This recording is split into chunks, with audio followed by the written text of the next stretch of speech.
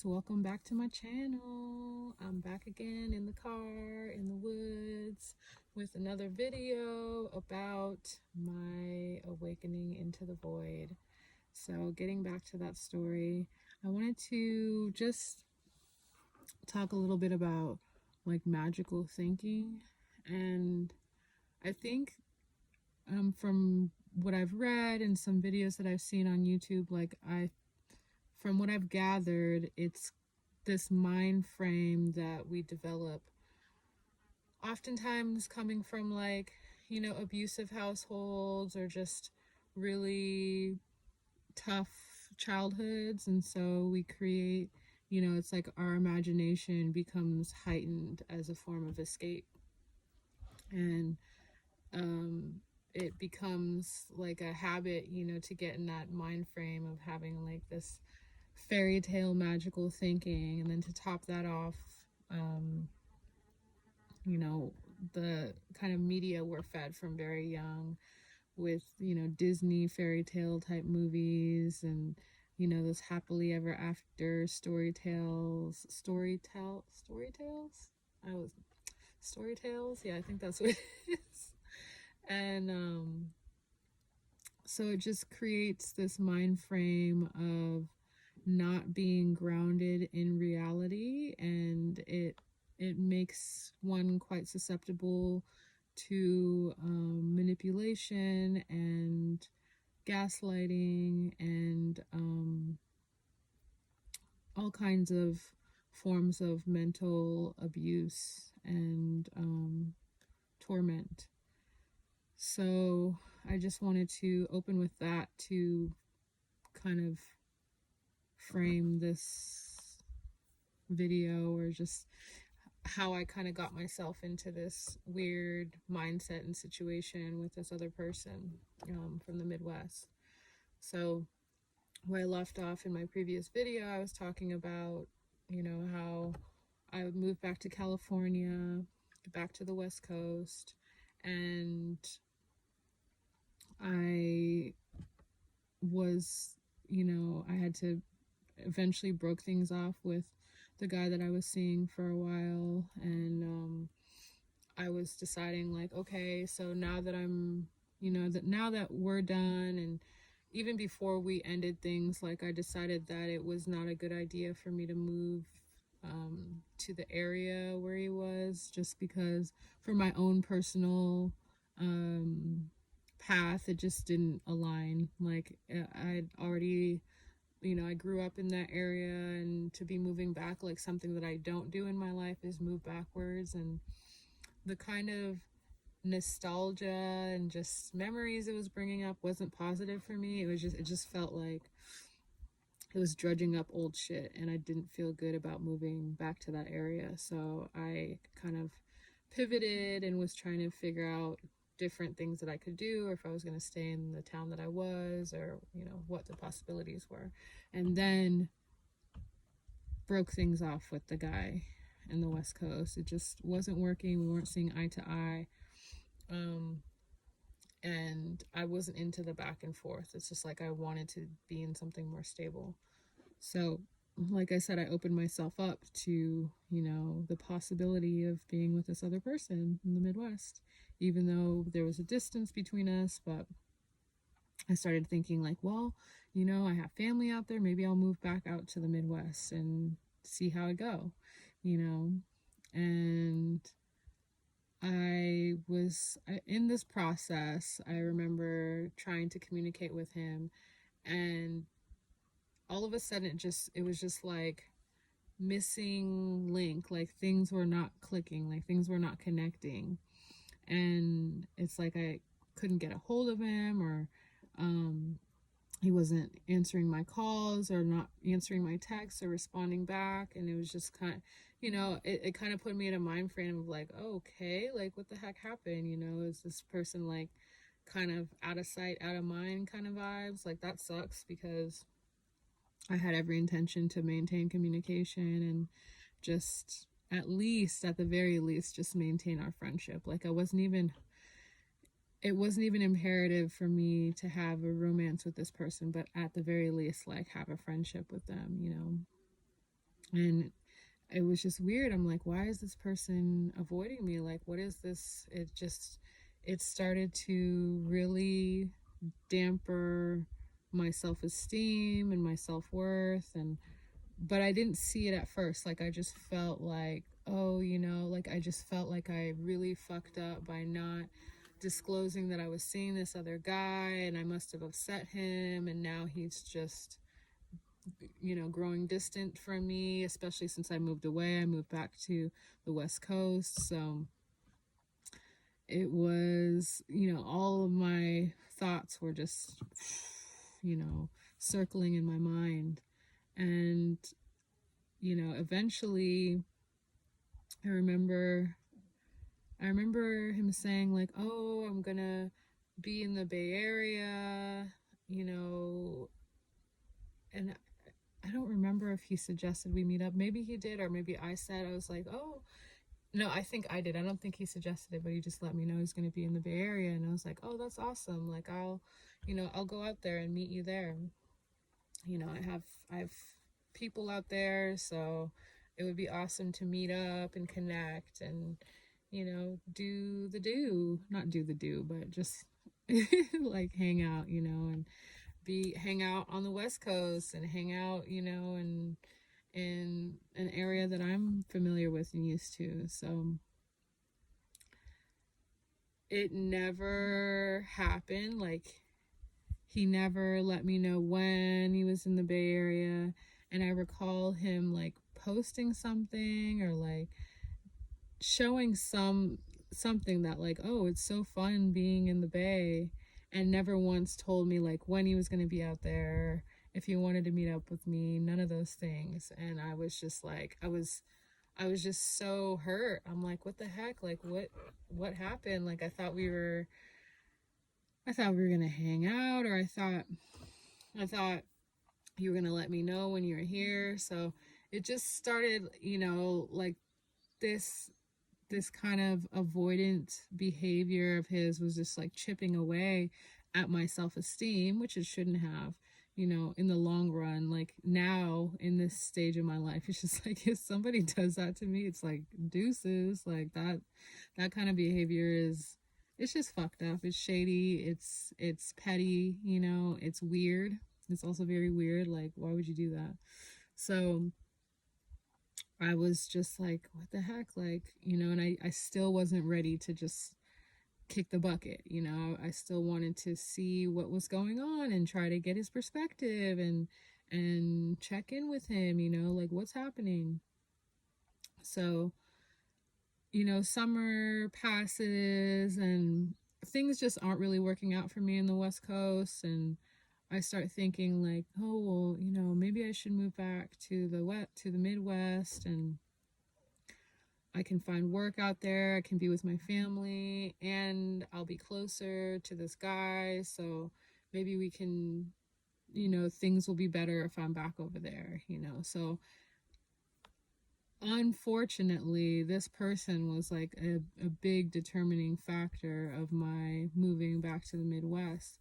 And it's just like, I shouldn't feel shame for that, but I did for a long time. Just like, oh my God, like, why?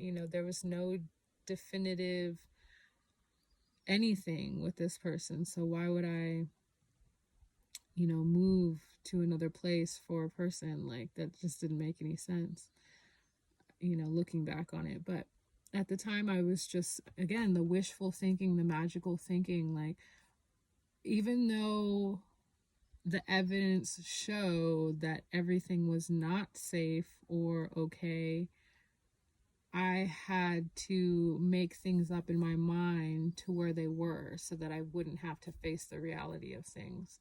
So it's just a way of escaping the truth, and I mean, a lot of us do this because the truth, it can be so harsh to come to terms with, and it can just disappoint whatever wishes or whatever desires that we're hoping manifest. And at the end of the day, everyone has free will. So no matter how much you want or like somebody, if they don't feel the same way about you, it's just a dead end, you know. So his actions were showing that he was not, he just wasn't in it. But my wishful thinking was like, okay, you know, maybe if I go back. So I planned a trip to go back to the Midwest just to kind of test things out, visit old friends where I was living, or, you know, coworkers. I didn't really have many friends yet, but I was just visiting people and just kind of feeling it out, visiting with my sister and her mom, and just, you know, seeing the vibe. And I, before I left, I remember getting in touch with him, and we finally chatted, and he was excited that I was coming out there, and I was like, oh, okay, good. Like, we'll finally be able to see each other. It's going to be great. You know, I can't wait to go out there and hang out. And so we chatted, and he said, he's like, when you come, I'll come pick you up from the airport. We'll hang out. It'll be great. Blah, blah, blah, you know? And that was really exciting. So I was like, awesome. I was kind of, you know, apprehensive. I was like, oh, I hope he doesn't like cancel at the last minute and leave me stranded at the airport, you know? So it was, you know, counting down to the days that I go out there to determine if moving back to the Midwest will be the right decision for me at the time, since nothing was going on for me in the West Coast. So come to my trip, I fly out, he's there, he picks me up, and, you know, of course, I made sure to look super nice. I just did my hair, you know, I was looking great, you know. And I remember him picking me up, and his energy was just like cold, like ice cold. And I was just like, what the heck? And it was weird. It was just like, I remember thinking, why would you come pick me up if you're not in a, you know, he could have got in touch with me prior to that and let me know that it wasn't a good time or something. But he was just not, it was like stone cold, just burr, like a different person, completely different person. And so I get in the car and I'm trying to like crack jokes. Like, we had a really good banter, me and him, and we would kind of tease each other and say kind of like, I wouldn't say go as far as harsh, but say things that are just like, you know, pushing each other's buttons. But it was all in good fun. And so I got in the car just trying to like lighten the mood, and he was just not receptive at all, like just cold. And I'm like, okay. So we get to town, and he asks me if I'm hungry, and I say, yeah, you know, I want to go get something to eat. So he takes me to get something to eat, and then we're driving, and we're just having a conversation, and I made a comment, and I don't remember what it was exactly, and I think it might have been a little bit offensive. Like, I was just something about me is that sometimes I can have no filter, and I have no way of deciphering how people are going to react to the things that I say. It's like I just blurt shit out sometimes. And I think I just gauge it on my own self and how I will receive certain statements and comments. And for me, like, I don't get offended easily. And if I do, I'm going to say something off the rip, you know? So you can't expect everybody to be like you. And I think sometimes some of the shit I say is so off the wall, like it catches people off guard, so they don't know how to react. Well, I said something, and he turned even colder after that. And he's just like, I'm just gonna drop you off at your house, or at your family's house right now. I was like, okay, cool. And I was like, we can link up later, that's fine. And I remember he pulled up to the house like really fast, he himself like got my luggage out of the car, almost like tossing it out of the car, and then and then he left. Like he just dipped. He was gone. And that was alarming because I didn't know what I did, if I had offended him. Like he didn't say. It was just, he was gone. And I tried contacting him after that. I got no response. And it was just weird after that. Like it was just, he was so cold. Like even before he dropped me off, I was just like trying to like connect, and it was just not happening. And after doing a lot of research, I've come to learn that this happens with people with narcissistic personality disorder. Like they have their their mask that they wear, and then when that slips, like they're just a whole other person. And again, I can't say that that's what this person was dealing with. I don't diagnose people. I'm not a therapist. I'm not a psychologist or psychotherapist, so I don't know if that's what he was dealing with. But that switch in character was, as I said, very alarming. And yeah, so I remember just feeling like so sunken after that. Like after that experience, like I came out there, I was so excited to see him. We were gonna have a really, like rekindle everything and stuff like that, and it just all went to shit. And he was very cold and distant, and I just had to really ask myself, like, okay, if I move out here back to the Midwest, like I have to do it for me. Like I can't rely on that situation. Like I finally started getting out of my like magical thinking mind frame and realizing like this person is not for me. Like he definitely has some issues, and it's just not working out to the way I thought it would. So it was up to me to finally figure out what I was going to do in that area in the Midwest that wasn't going to rely on this other person. I had to decipher if this was going to be the right move for me, whether this person is in my life or not. I couldn't include that person in my decision making, especially with my previous person. It was the same thing, like trying to make a move for a guy. It's just don't do that. Don't do it. I don't think anybody, man or woman, should move to another place for a person unless they're like deeply involved already. It can be a recipe for disaster.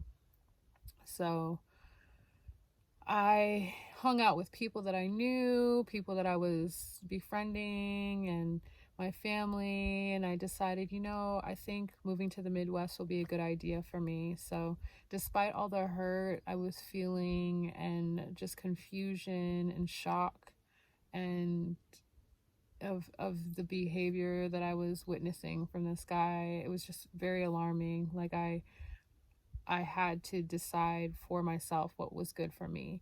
And so I decided that, yes, I'm going to move back, and it'll be on my own terms. It'll be for me, for healing, for growth, for expansion. I ended up, before leaving back to the West Coast to, wrap things up over there before moving back to the Midwest, I made a post online about it, like, oh, I had such a great trip, blah, blah, blah. And I remember receiving, I don't know if it was like a response to the post or a text message from the guy, and he said something like, oh, I had to work, or I had so much work to do this weekend. It was like such a like a passive text, and I was just like, okay, like I don't know if I responded. I think I responded kind of flat, I didn't really give him much, but I was just kind of surprised, like, that's weird, whatever.